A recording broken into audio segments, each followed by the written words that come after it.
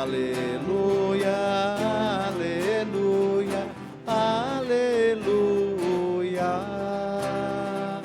Aleluia, aleluia, aleluia.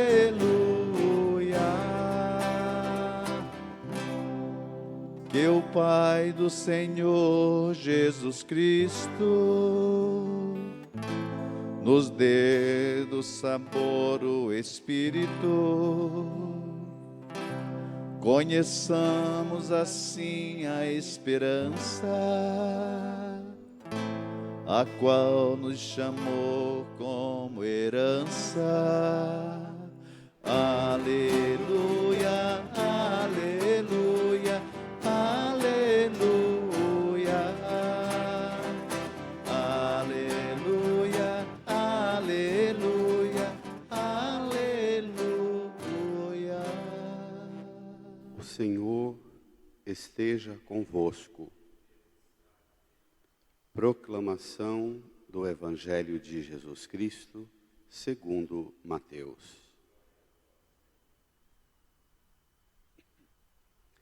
Naquele tempo, Jesus voltou a falar em parábolas aos sumos sacerdotes e aos anciãos do povo, dizendo: o reino dos céus é como a história do rei que preparou a festa de casamento do seu filho e mandou os seus empregados para chamar os convidados para a festa, mas estes não quiseram ir. O rei mandou outros empregados, dizendo: dizei aos convidados, já preparei o banquete, os bois e os animais cevados já foram abatidos, tudo está pronto, vinde para a festa. Mas os convidados não deram a menor atenção. Um foi para o seu campo, outro para os seus negócios, outros agarraram os empregados, bateram neles e os mataram. O rei ficou indignado e mandou suas tropas para matar aqueles assassinos e incendiar a cidade deles.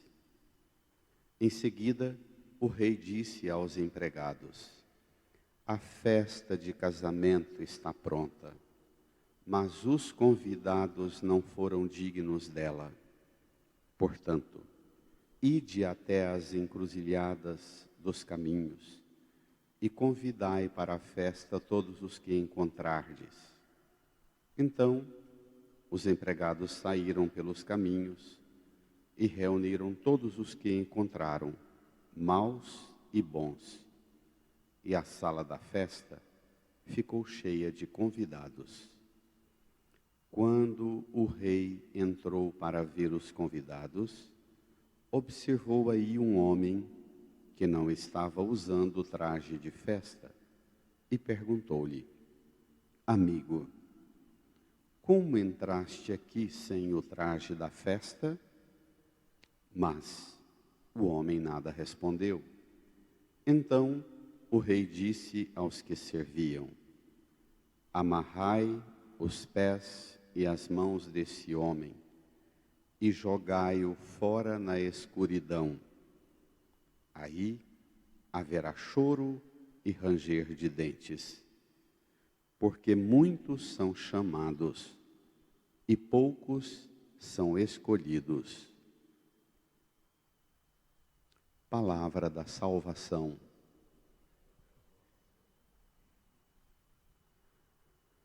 Nos recolhamos num tempo de silêncio, rezemos no íntimo do nosso coração, pedindo ao Espírito Santo o auxílio necessário para que compreendamos bem a Escritura que foi proclamada e agora é pregada para a nossa salvação.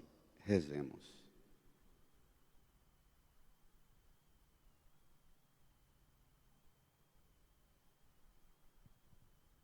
Amém. Queridas irmãs e irmãos, estamos hoje na etapa final da conversa de Jesus com os sumos sacerdotes e os anciãos do povo no templo de Jerusalém.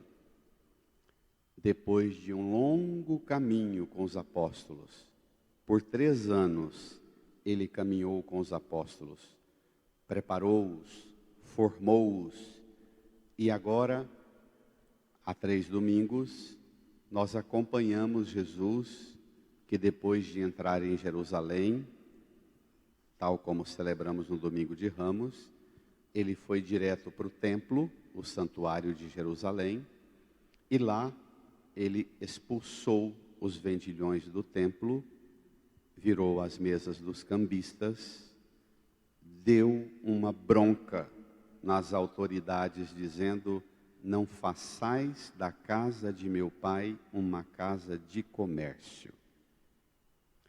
As autoridades religiosas ficaram indignadas, e nós vamos ver nos próximos domingos o enfrentamento de Jesus com outros grupos, agora os fariseus, os saduceus, os mestres da lei, os do partido de Herodes. Os outros grupos agora vão juntar-se a esses 2, dos anciãos do povo e dos sacerdotes, e vão apeitar Jesus até culminar na morte. Nós estamos no ápice desse confronto. Perguntaram a Jesus, lá no capítulo 24, no versículo 24 do capítulo 21. Hoje nós estamos no Evangelho de Mateus, no capítulo 22, versículo 1 ao 14. Lá no versículo 24 do capítulo 21, eles perguntaram a Jesus: com que autoridade fazes isso?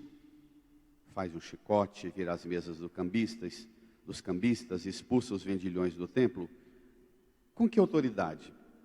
Jesus responde a autoridade com que ele faz essas coisas, na verdade, numa pedagogia muito curiosa. Na medida com que ele vai falando as parábolas, ele vai desmantelando a autoridade suposta, autoridade estabelecida pelos sacerdotes e anciãos do povo. Contou 3 parábolas. A primeira, o pai, os 2 filhos e a vinha. A segunda, a vinha, o dono da vinha e os arrendatários que não queriam devolver os frutos. Então, o pai que manda os filhos trabalhar a vinha, o dono da vinha, na segunda parábola, que pede os frutos da vinha, e hoje nós vemos um rei que faz a festa com o vinho da uva. Muito bacana essa sequência. O pai com a vinha e os 2 filhos, o dono da vinha com os arrendatários e os administradores, os empregados, e hoje a festa feita com a uva daquela lavoura belíssima que o próprio Deus plantou. Só que, na verdade, a gente precisaria de muito tempo para explorar esse eixo das 3 parábolas e como elas se conectam e vão abrindo o horizonte de nossa fé. Domingo passado, Jesus contou que o dono da vinha viajou para o estrangeiro e mandou os empregados virem pegar o fruto. Eles rejeitaram, maltrataram, bateram, mataram, até que ele mandou o próprio filho, e eles pensaram: vamos, é o herdeiro, vamos matá-lo e ficar com a vinha para nós. Não devolveram, não só não devolveram o fruto, como se apropriaram da lavoura. Jesus está contando isso para dois grupos importantes. E hoje vai ficar mais claro ainda. Vamos lá. Abra sua Bíblia, Evangelho de Mateus, capítulo 22, versículo 1 ao versículo 14. Naquele tempo, Jesus voltou a falar em parábolas aos sumos sacerdotes e aos anciãos do povo, dizendo: o reino dos céus é como a história do rei que preparou a festa de casamento do seu filho. Nas três parábolas tem pai e tem filho, não é? Nos 3 domingos sequentes tem pai e tem filho. E tem a relação desse pai com o filho e com os bens. Vejamos. Uma festa de casamento. O reino dos céus é comparado a uma festa de casamento. O rei que prepara a festa de casamento do seu filho é o Divino Pai Eterno, que prepara a festa de casamento de Jesus com a humanidade. O leito de núpcias, onde sela a aliança desse matrimônio do seu filho com a sua esposa, a igreja. O leito de núpcias é a cruz. Nunca nos esqueçamos disso. A cruz é o leito de núpcias. Isso seria mais para a gente concluir na pregação, mas é tão importante que a gente não esqueça isso, que eu anotei aqui para dizer isso no começo, para não correr o risco de que a gente saia sem contemplar Jesus, o esposo da nossa alma, o belíssimo esposo de nossa alma, que as místicas cantaram e cantam.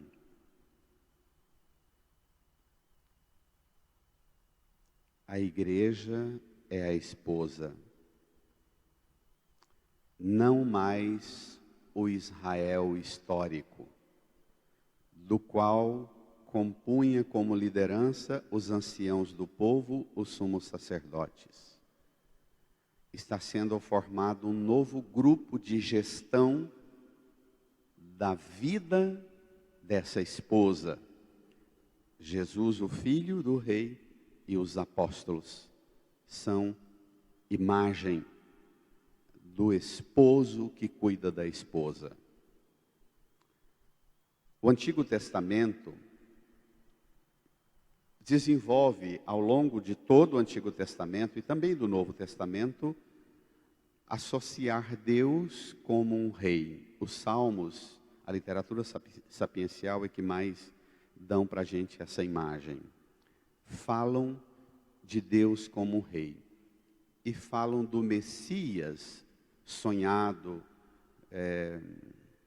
idealizado, desejado no Antigo Testamento, um interventor na história sofrida de Israel. Falam da vinda desse Messias, dando-lhe sempre a imagem de filho do pai por excelência. O desfecho é curioso. Vamos lá? E mandou os seus empregados para chamar os convidados para a festa. Então tem festa, tem rei, tem filho do rei, tem um casamento e tem empregados que preparam uma festa e que vão chamar os convidados para a festa. A surpresa, estes não quiseram ir. Você pode imaginar Jesus dentro do templo de Jerusalém, depois de ter pego um chicote, expulsado os vendilhões, virado as mesas. Os sumos sacerdotes e anciãos perguntam: com que autoridade você faz isso? E Jesus conta uma história, a terceira, dizendo de uma festa que os convidados não quiseram ir. Um banquete. Um uma festa de casamento que um rei faz para um filho era tudo que os sumos sacerdotes e os anciãos mais gostavam. É das festas, dos banquetes e, claro, dos primeiros lugares nessas festas. Como assim os empregados não quiseram ir? Continua Jesus desenvolvendo o drama. O assento aqui não é no filho, como na segunda parábola, o herdeiro, e nem é na autoridade do pai, e no filho que fala que não vai, mas depois muda de ideia e vai. O assento aqui nesta parábola é exatamente o tema da recusa ao convite de Deus, ao convite do rei. Os sumos sacerdotes e os anciãos são imagem perfeita de gente que foi convidada, mas se recusou ao convite. E Jesus agora vai desenvolver, falando para eles que eles perderam a qualidade de convidados para a festa do casamento por algumas razões muito atuais, dramaticamente atuais. Vamos ver. O rei mandou outros empregados, talvez aqueles primeiros não tivessem tão entusiasmados, tão inflamados, tão empolgados no convite. Mudou de estratégia. Dizendo: dizei aos convidados, veja, irmã, irmão, já preparei o banquete. Antes era festa de casamento, agora eu me antecipei, mas agora é que aparece a palavra banquete. E banquete se configura em: os bois e os animais cevados já foram abatidos. E tudo está pronto. Vinde para a festa. Os anciãos do povo e os sumos sacerdotes eram quem? Eram os grandes proprietários dos campos que produziam os cabritos, os bois, as ovelhas, as novilhas que se vendia dentro do templo para pagadores de dízimos e de ofertas e de sacrifícios. Bois cevados, bois e animais cevados, abatidos para uma festa, lembra para eles o rito da Páscoa no templo de Jerusalém. Aquela solenidade que alguns historiadores chegam a dizer que no tempo de Jesus, por ocasião da festa, se sacrificava até 250 mil animais. Você pode imaginar o tanque do sacrifício, o lagar, onde o sacerdote vestia aquela veste, aquela tanga que Jesus tem ela na cruz, o efod, e ficava com os joelhos dentro do tanque, sacrificando animais um atrás do outro, e tirando parte para ser queimada no templo, e tirando parte do sangue para ser para proceder os banhos rituais de purificação, de propiciação. Então, Jesus está contando uma festa de casamento e eles estão seguramente associando ao papel deles no templo e na função deles com o culto, o rito da Páscoa.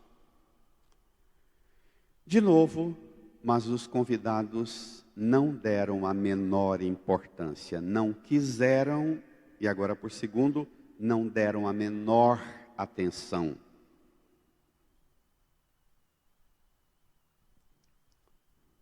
O mais dramático, 2 pontos. As 2 causas que tirou do coração dos convidados, fez o coração dos convidados ficar insensível ao convite. Os convidados não deram a menor atenção, 2 pontos. Um foi para o seu campo, outro para os seus negócios. Terceiro, outros agarraram os empregados, bateram neles e os mataram.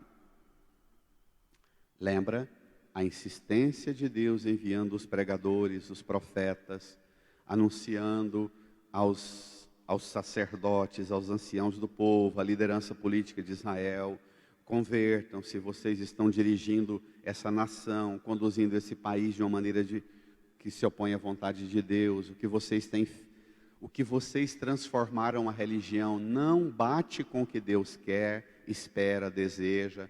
Vocês desenvolveram uma prática que não corresponde ao que Deus deseja. E eles sempre convidando os sacerdotes, os anciãos, a elite religiosa, política de Israel, e eles se recusavam ao convite. Porque eles transformaram a festa da Páscoa, da aliança de Deus com o seu povo, num grande negócio, num grande empreendimento, uma religião que perdeu completamente a gratuidade. Não é mais culto de adoração a Deus a partir da iniciativa de um Deus que convida-nos a uma aliança de liberdade e de festa. Virou uma religião de negócio, como hoje. Os dramas que a gente está vendo, os escândalos que nós estamos sofrendo, falamos disso durante anos, metendo a lenha nos outros, das outras igrejas e das outras religiões. Hoje nós vemos isso dentro da nossa própria casa, da nossa igreja. Temos que ter coragem de falar sobre isso, sempre. Quando transformamos a religião, e a religião se torna um lugar de negócio, de ofertas, de dízimos, de sacrifícios, de votos e de promessas, que tem uma relação que perde completamente a gratuidade e a leveza de um Deus que toma a iniciativa e chama: vinde para a festa. Já foram abatidos os animais cevados, os bois, tudo está pronto. É um banquete, é uma festa de núpcias. Não é um templo para se fazer um discurso exaustivo de adesão do bolso, mas adesão do coração a Deus. Convidados com antecedência. Os convidados foram só lembrados. A gente tem que recordar que no tempo de Jesus se avisava assim: olha, no mês de abril, na lua cheia, depois da Páscoa, terminada a Páscoa, quando a gente voltar para a nossa terra, o meu filho vai casar, vocês vão para lá, mês de maio, a lua cheia de maio, todo mundo lá, por ocasião da lua cheia, nós vamos fazer o casamento do meu filho. Os amigos, os parentes, iam todos lá para a Galileia, acampavam, faziam os seus ranchos na beira do mar da Galileia, na beira do Rio Jordão, ficavam acampados dias. E quando as coisas estavam bem encaminhadas e preparadas, a casa do noivo, da noiva, se gritava: tudo está pronto, vamos, o noivo e a noiva vão selar as núpcias hoje. Aí todo mundo se preparava e corria. Então, esse empregado recorda, dizendo: vocês que vieram para a festa, tudo está pronto, vamos lá. Mas eles, um vai para o seu campo, outro para os seus negócios, e outros agarram os empregados, batem e matam. O rei ficou indignado e mandou suas tropas para matar aqueles assassinos e incendiar a cidade deles. Jerusalém, no ano 70, foi destruída, e os sumos sacerdotes e os anciãos viram acontecer a recusa que eles mesmos estabeleceram. A cidade deles foi queimada, incendiada, destruída, e até hoje só tem a muralha do templo de Jerusalém. Acabou. Aquele culto, aquela religião cessou. O mundo e suas seduções tira de nós o desejo de Deus. O mundo e as suas seduções tira do nosso coração a alegria do reino, o desejo de festa, de banquete, de casamento, de núpcias, de família, de ambiente de aliança, de fidelidade e de festa. O mundo tira isso de nós. Vocês que são pais de poucos filhos, 3, 2, um aqui na minha frente tem 3 filhos, o outro tem 2 filhos. Vocês que são pais, nem são de tantos filhos assim, sabem do quanto é difícil acertar um domingo para reuni-los todos no almoço em casa. Tanto de desculpa, tanto que vocês sonham em estar junto com os filhos e preparar, e reunir, e prepara, e faz economia, e organiza, e prepara surpresa, uma coisa que um filho gosta demais de comer, que o outro gosta de comer, e prepara, as mães, então nem se falam. Quando está pertinho, mãe, sei que você vai ficar chateada, mas não vou poder ir. Pai, olha, eu vou, mas primeiro eu tenho que passar num lugar, porque minha namorada disse que precisa passar na cara, né? Aí vem para o resto. Não é assim? Nós vivemos numa sociedade que perdeu a sensibilidade de abertura ao convite da festa. Eu fico cada vez mais escandalizado, mesmo na minha família. Depois da pandemia, praticamente suspendemos muito. Mas lá na roça, que é o lugar do encontro e da convivência, a gente marca, vamos passar juntos a semana. Vai chegando perto da semana, todo mundo, aí começa aqueles mais entusiasmados dizendo, moçada, quem vai sábado, quem vai sexta? O pessoal começa a dizer, olha, eu acho que só vou segunda ou terça. O outro diz, eu acho que eu vou terça ou quarta tarde. O outro, quinta ou sexta-feira. E aquela semana que era para conviver gratuitamente, celebrar, vai diluindo. Nós vivemos um processo de empobrecimento da nossa vida. Porque a gente não tem mais abertura no coração para encontros de gratuidade, de leveza, de espontaneidade, para nada. E às vezes você vê como cada um deseja se isolar em si mesmo, e mesmo indo lá para a casa da família, às vezes até vai, mas não desgruda do diacho do celular. Não é? Está à mesa, sentado, comendo, você vê com aquela boca aguada, comendo, nem saboreia, nem dá uma gemida de, mãe, pai, obrigado, que delícia, nada. Comendo assim com aquela boca sem graça, dá uma tristeza, dá uma desolação, preparar festa para a gente assim. Nós vivemos num mundo esvaziado de paixão comunitária, de paixão e amor coletivo. Nos isolamos em nós mesmos. Eu, às vezes, quantas vezes na convivência de família ou com amigo, a gente tem que dizer assim, abaixa o som um pouco para a gente conversar, não é? Tira o foninho do ouvido, escuta quem está de frente a você. Para a gente entender essa parábola, nós precisamos dispor nossa liberdade interior para recuperar os vínculos mais profundos de nossa festa, de nossos almoços e nossas jantas e nossos lanches em família. Se isso não acontecer, nós não entenderemos o reino dos céus. Para compreender a grandeza do reino, é preciso saber fazer festa gratuitamente.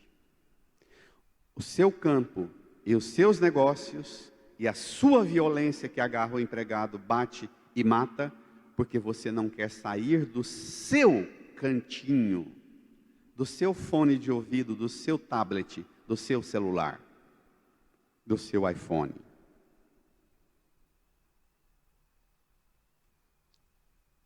Existe saída para o mundo? Jesus apresenta uma, vamos ver? Depois de matar os assassinos e incendiar a cidade deles, versículo 8. Em seguida o rei disse aos empregados, a festa de casamento está pronta, mas os convidados não foram dignos dela. Ser digno de ser convidado para uma festa. Nossa, eu vejo o sofrimento dos jovens que vão casar hoje, quando eles vão fazer a lista dos convidados. Eles escrevem e reescrevem 300 vezes a lista e vai cortando os nomes.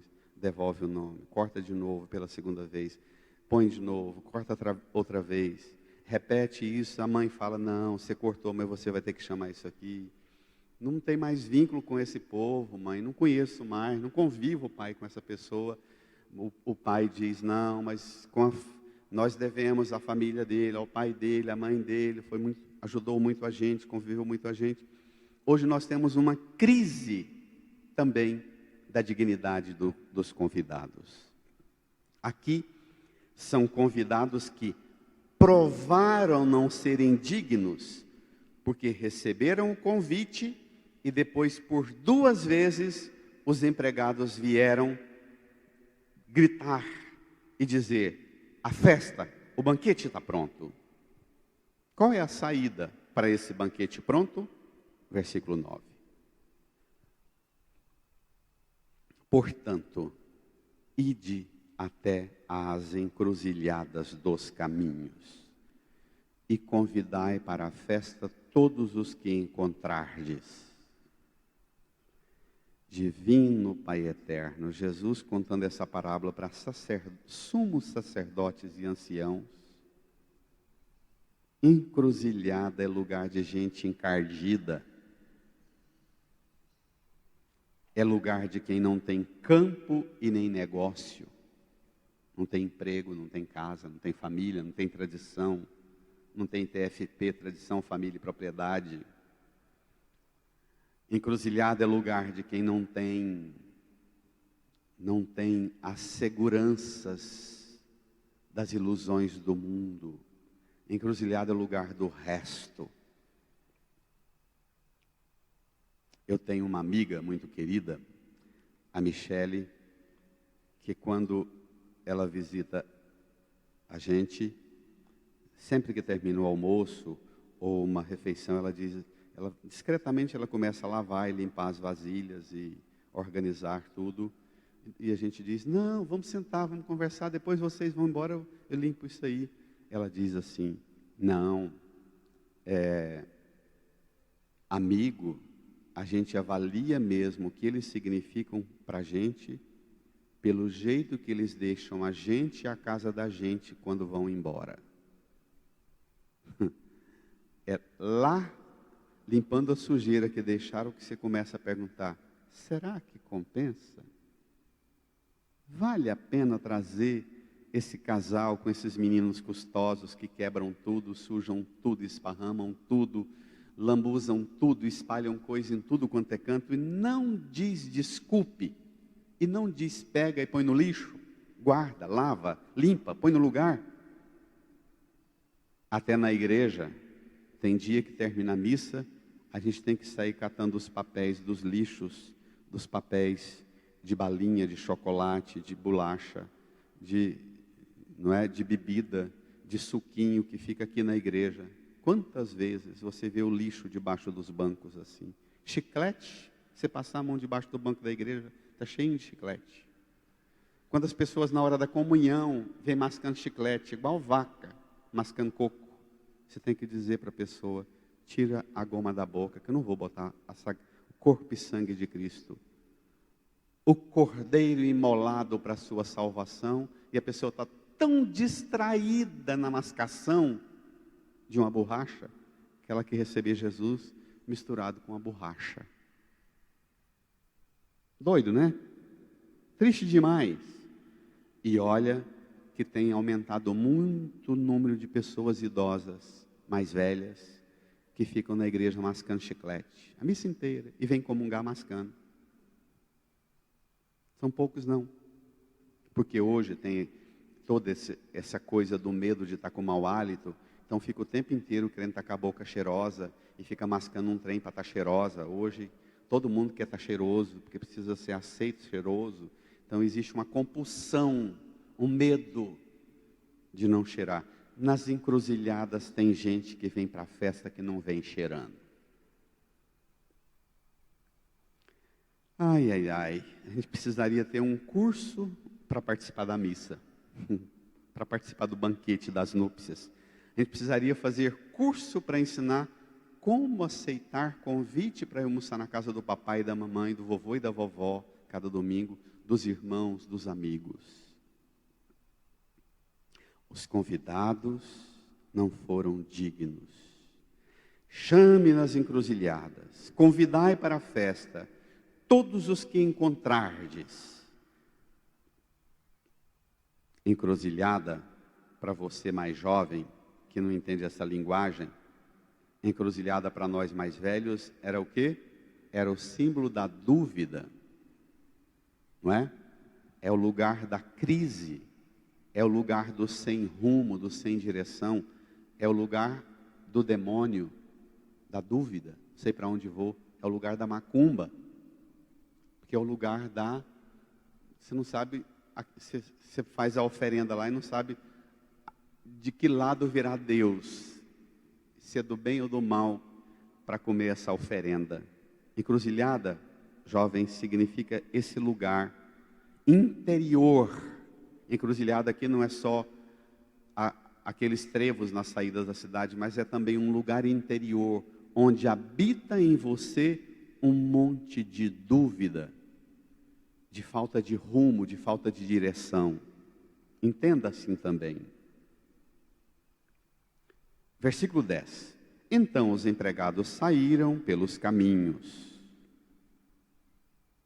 e reuniram todos os que encontraram, maus e bons.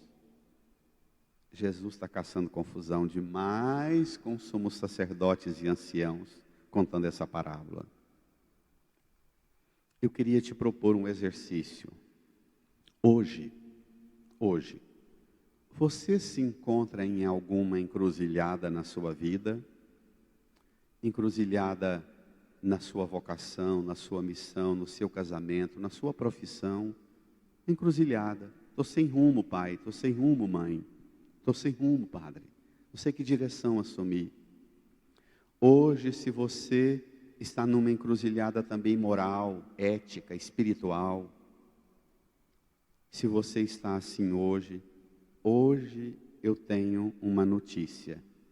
É o seu dia. Hoje é dia de uma pessoa completamente desorientada, desnorteada, receber uma notícia: você está sendo convidado por banquete das núpcias do filho do rei. Você que não tem campo e não tem negócios e não tem violência e agressividade para dar, você que está na encruzilhada, você pode vir para esse convite. A encruzilhada na teologia é também símbolo da universalidade da salvação. Jesus é o último convite de Deus para o homem. Jesus é a última mensagem. E a igreja tem que sempre se lembrar que a missão dela é anunciar Jesus, o Filho do Rei, como o último casamento de Deus com a humanidade. Mas, nas encruzilhadas, tem gente de todo tipo, tem maus e bons, né? Olha o que o texto diz. Portanto, ide até as encruzilhadas dos caminhos e convidai para a festa todos os que encontrardes. Então os empregados saíram pelos caminhos e reuniram todos os que encontraram, maus e bons. E a sala da festa ficou cheia de convidados. Maus e bons. Lembra o quê? A parábola do joio e do trigo. Não é? A parábola do pai misericordioso com o filho pródigo que volta e ele põe túnica nova, anel no dedo, sandália nos pés, mata um novilho gordo, Começa a festa e o filho mais velho emburra lá fora e não quer entrar. Maus e bons. Maus e bons. É aqui que decide a chave para entender Deus. O próprio evangelista Mateus, que está escrevendo esse evangelho, no capítulo 9, versículo 9 a 13, diz assim, que Jesus ia passando, encontrou Mateus sentado na mesa de coletoria e disse, segui-me. E Jesus foi para a casa de Mateus. E o povo, sabendo que Jesus estava lá, vieram muitos cobradores de impostos e muitos pecadores. Os fariseus chegaram, chamaram ao pé do ouvido os discípulos de Jesus e perguntaram, por que vosso mestre come com os cobradores de impostos e pecadores? E Jesus respondeu, não são os sãos que precisam de médico, mas os doentes. Maus e bons se acham misturados no reino. Maus e bons é diferente de ir para o campo e para os negócios. Porque hoje nós estamos muito marcados aqui no Goiás e no Brasil pela cultura da chacrinha, da rocinha. Todo mundo está comprando uma chácara, uma roça, ou uma casinha no condomínio. Todo mundo sonha ter um canto assim. É o lugar, campo e negócio, é o oposto da encruzilhada. A encruzilhada, onde você encontra maus e bons, é onde a graça de Deus deve ser pregada, é onde o convite deve ser apresentado. Porque a graça de Deus convida à alegria do reino todos os homens e mulheres, e muito especialmente os pecadores, os maus, a ovelha perdida, o filho pródigo, os que precisam de médico, os condenados. Hoje mesmo estarás comigo no paraíso. Não foi para um dos apóstolos, uma das santas seguidoras de Jesus, que foi dirigido esse anúncio. O centro da teologia cristã é o que a gente chama de a teologia da graça. O chamado à vida em Deus, pela via da graça, a oferta da vida do Filho na cruz, que torna os últimos em adornados de esposa, com a veste batismal, com a veste nupcial. Os últimos. E aqui entra exatamente na conversa sobre o traje. Vamos ver? Versículo 11. E a sala ficou cheia de convidados. Quando o rei entrou para ver os convidados, veja, observou aí um homem que não estava usando traje de festa. Ai, Jesus. E perguntou-lhe, amigo, como entraste aqui sem traje de festa? Como é que um catador de reciclado na beira das encruzilhadas, na beira das estradas? Você que anda no Goiás, agora você vê nas beiras das estradas, tem as chacras e a cultura do ir para as chacras, agora do feriado de segunda-feira vai ser assim. Na terça-feira você vai passar e as encruzilhadas vão estar cheinhas de lixo e saco plástico de tudo quanto é tipo, porque o campo virou o lugar da farra também nos dias santos e até na Semana Santa. Observe, eu te convido, para você olhar os amontoados de lixo quando você voltar de viagem na Semana Santa. Que coisa assustadora.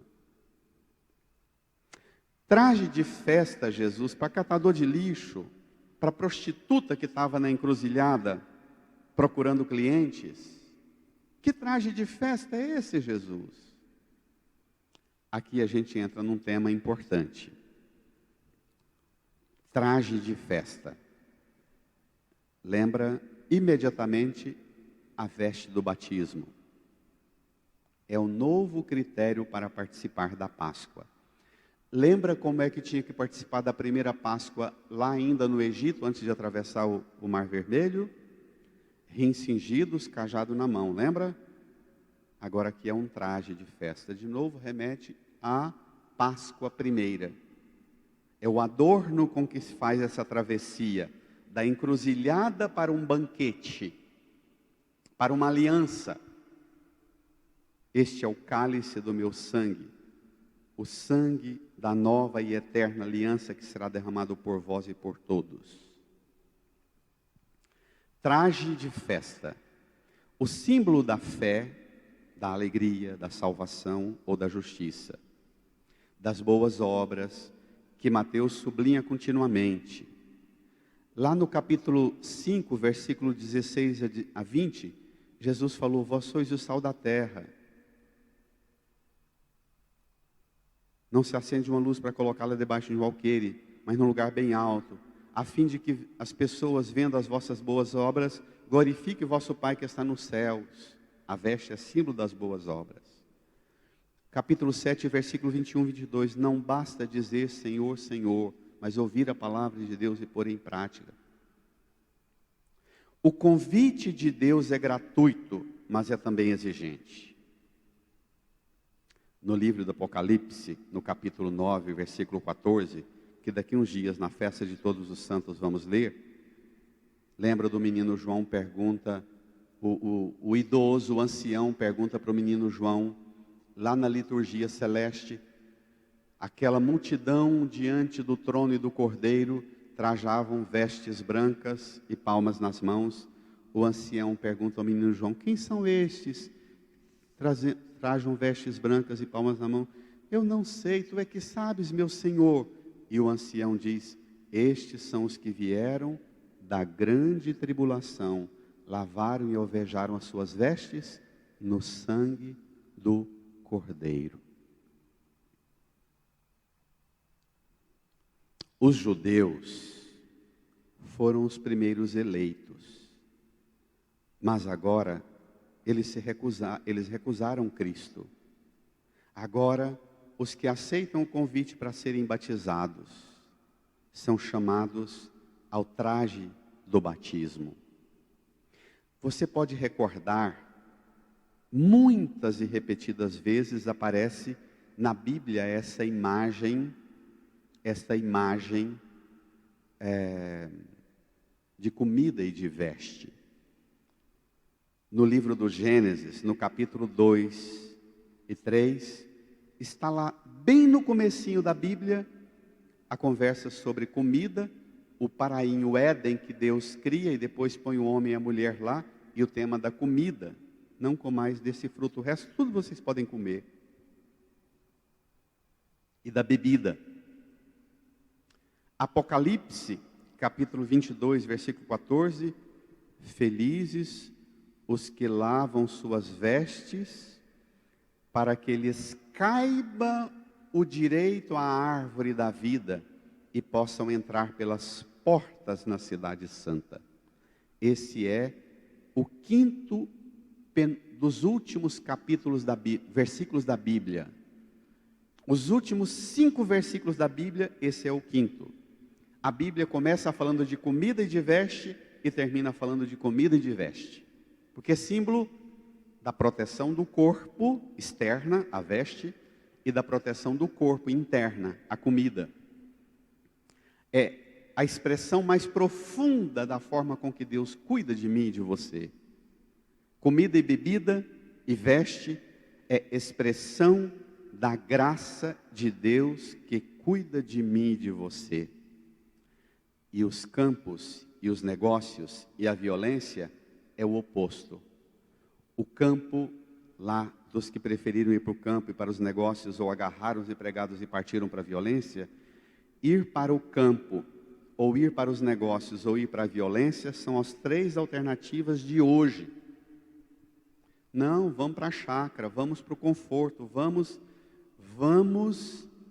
para isolar da cidade, vamos viver nosso sossego, nosso espaço privado, isolado, nosso refúgio. É o lugar do meu prazer, da minha festa privada, sem gente de encruzilhada, sem gente encardida. Os negócios é o lugar da minha segurança, do meu empreendimento, do meu gosto, da minha inteligência, do meu empreendedorismo, dos meus méritos. É o lugar onde eu planejei sozinho, trabalhei, lutei, acumulei. É o lugar do meu controle sobre as coisas, dos meus créditos, dos meus esforços. Eu não confio e não dependo desse Deus de vocês. Eu confio no meu suor, confio em mim. Esses são os negócios. No banquete do reino, matam os bois e os animais cevados para partilhar. No campo e nos negócios, os bois e os animais cevados são para vender para a China o arroz, os bois, os animais cevados, gerar uma economia grandíssima para poucos. E aqui no Brasil a gente tem que pagar o quilo de carne R$50 e o quilo de arroz uma fortuna. Campos e negócios representa a gente transformar os bens de Deus em mercadoria de lucro. Enquanto no reino de Deus os bens estão a serviço da partilha e da comunhão entre nós. Tem diferença demais, não tem? Tem diferença demais. No campo e nos negócios, os bois, os animais cevados é para uma alegria privada e para um bem acumulado. É para vender para o estrangeiro e deixar o meu vizinho passando fome. Esta semana saiu os dados do órgão da ONU que cuida do programa de alimentação no mundo, falando que caminha para 300 milhões de pessoas que agora na pandemia caíram para a linha extrema de miséria no mundo. 300 milhões, é mais que a população do Brasil inteira. Então, nós vivemos a lógica do campo e dos negócios e da violência.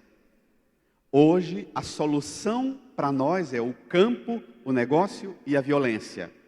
E Jesus diz que esse é exatamente o traje do indigno da festa. Vamos ver? Mas o homem nada respondeu. Versículo 13. Então o rei disse aos que serviam: amarrai os pés e as mãos desse homem e jogai-o fora na escuridão.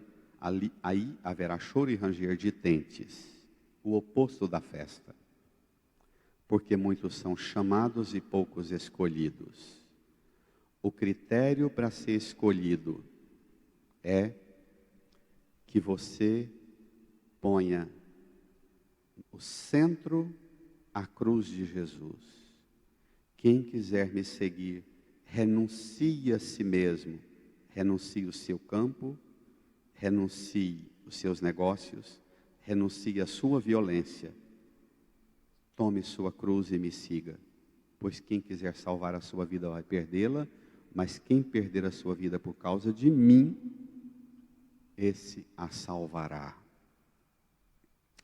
Irmã, irmão, eu termino dizendo para você que se para os sumos sacerdotes e anciãos, o símbolo da bênção e da proteção de Deus era cada um ter o seu campo e os seus negócios e as suas armas de violência, como hoje aqui no Brasil a campanha para comprar e vender mais armas, Paulo diz, e Cristo inaugura um tempo novo. Cristo inaugura um tempo do qual o apóstolo Paulo é o melhor mensageiro. Na segunda leitura de hoje, Filipenses 4 diz assim: sei viver na miséria, sei viver na abundância.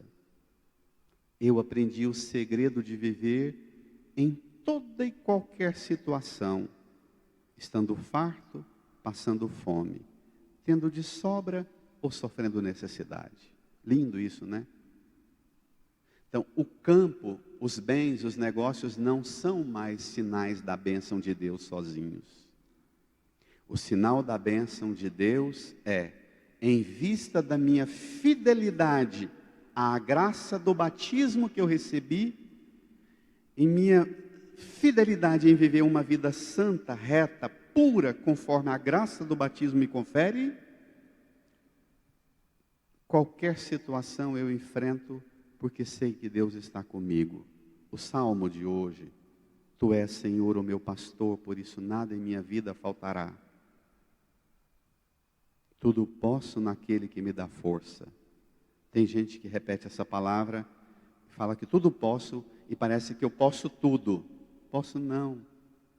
Para Paulo, posso, inclusive saber viver na miséria, saber viver passando fome, saber viver passando necessidade. Tudo posso, inclusive viver passando necessidade, viver em qualquer situação. Esse versículo é um dos mais mal usados e manipulados. Tudo posso naquele que me fortalece. Tudo posso e não pode tudo, não. Você pode enfrentar todas as situações, inclusive na miséria, passando fome, passando necessidade, porque Jesus te convidou a um banquete que é mais forte do que a fome, do que a miséria, do que a necessidade. Amém. Olha, essa semana vai ser para você, seguramente, uma das semanas mais importantes, sobretudo com esse domingo para ir para a chácara, para ir para o campo, para ir descansar. Que você coloque no seu coração o desejo de encontrar Deus nas suas encruzilhadas. Que você coloque em sua vida um lugar de abertura para Deus que te chama para a festa da aliança. Incline a sua cabeça, feche os olhos, põe-se na presença do Senhor e aceite do Senhor o convite para esse banquete que Ele inaugura te convidando. Você pode ser mau, que Ele te chama. Você pode ser bom, que Ele te chama. Tem lugar para você.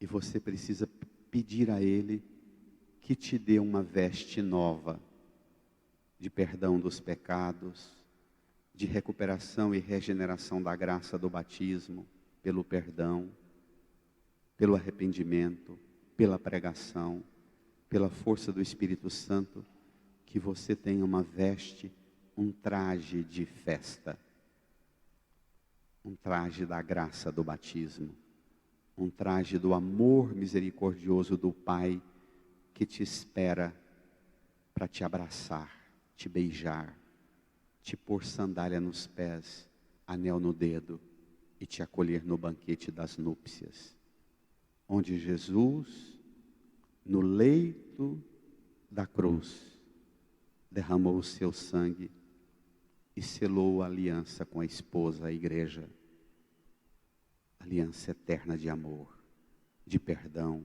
de alegria, de festa. Amém. Faça um longo momento de oração, peça perdão ao Senhor por tudo que te deixa fora da festa da Eucaristia, tudo que tira você da alegria do convite para participar da Santa Missa. Fale com Jesus e peça perdão por todas as vezes que você põe o convite para participar da missa em segundo plano e vai para tantas outras coisas que te iludem, ou para a sua violência, ou para os seus negócios, ou para os seus prazeres. Fale com Ele e peça para Ele recuperar em você uma atenção zelosa para o convite de participar da Santa Missa, todo domingo, sempre que puder, participar desse banquete, dessa aliança. Peça perdão e renove sua aliança de amor com Ele. Depois você professa a sua fé, rezando o creio. Depois você vai dirigir um longo momento de oração, de louvor, de agradecimento, de glorificação, por todo o amor com que Deus te ama e cuida de você. Amém. Amém.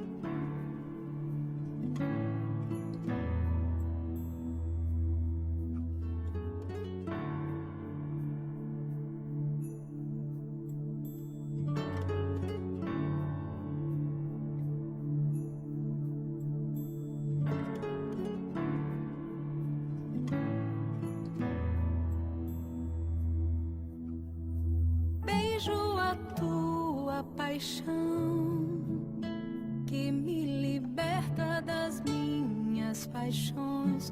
Beijo a tua cruz,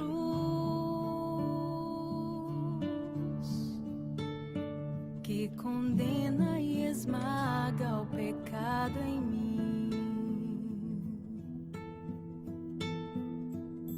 Beijo teus cravos, tuas mãos, que apagam o castigo do mal. Beijo tua ferida, que curou a ferida do meu coração. Eu te beijo, Senhor, e a tua paixão é o meu tudo.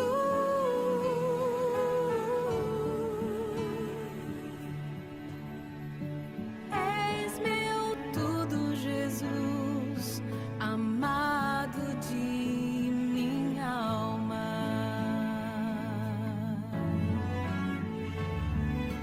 Oh, belíssimo esposo, mais belo que todos os homens. Santo, santo és tu, belíssimo esposo. Esconde-me em teu lado aberto, em tua chaga de amor, de amor.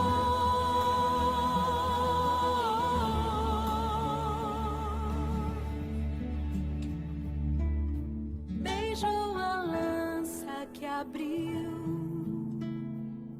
a fonte do amor imortal, a fonte do amor sem fim, que pagou o que eu não poderia pagar. Beijo o teu lado aberto, jorrando rios de vida, de paz, fazendo brotar em mim um canto novo, um hino esponsal.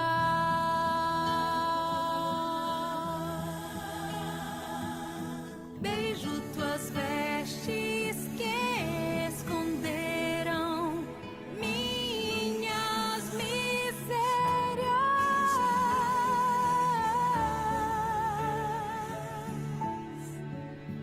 Vergonha não há, me adornas com amor. Oh, belíssimo esposo, mais belo que todos os homens. Santo, santo és tu, belíssimo esposo. Esconde-me em teu lado aberto, em tua chaga de amor, de amor.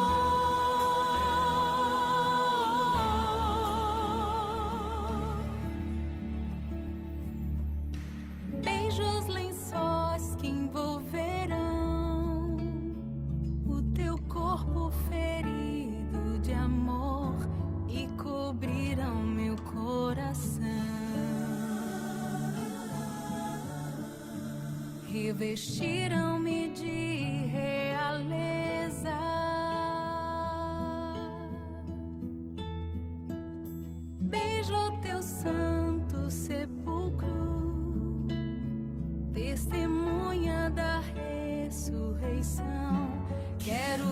ressuscitar também e encerrar-me dentro de ti.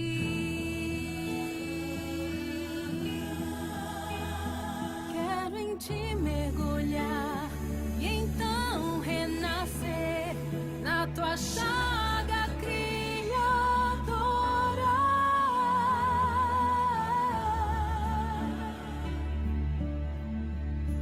Descansar a minha alma em teu